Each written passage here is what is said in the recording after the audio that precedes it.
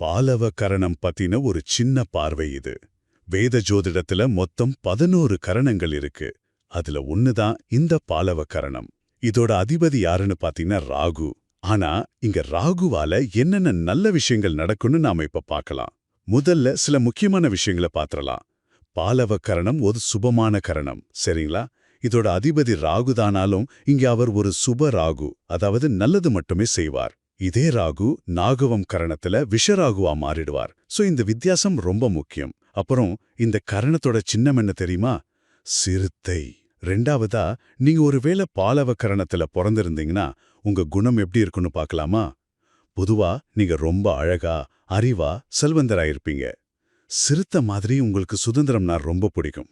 புலி பசித்தாலும் புல்லை தின்னாதுன்னு சொல்றதுக்கேத்த மாதிரி தன்மானத்தை மட்டும் என்னைக்குமே விட்டு கொடுக்கவே மாட்டீங்க.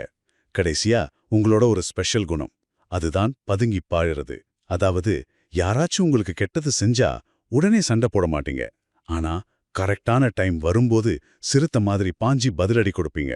ஏன், ஜோதிடத்துல ஒரு விஷயம் சொல்லுவாங்க, ஜாதகத்துல கரணத்தோட அதிபதி மட்டும் ஸ்ட்ராங்கா இருந்தா போதும், அதுவே அந்த ஜாதகத்தையே காப்பாத்திடும்னு.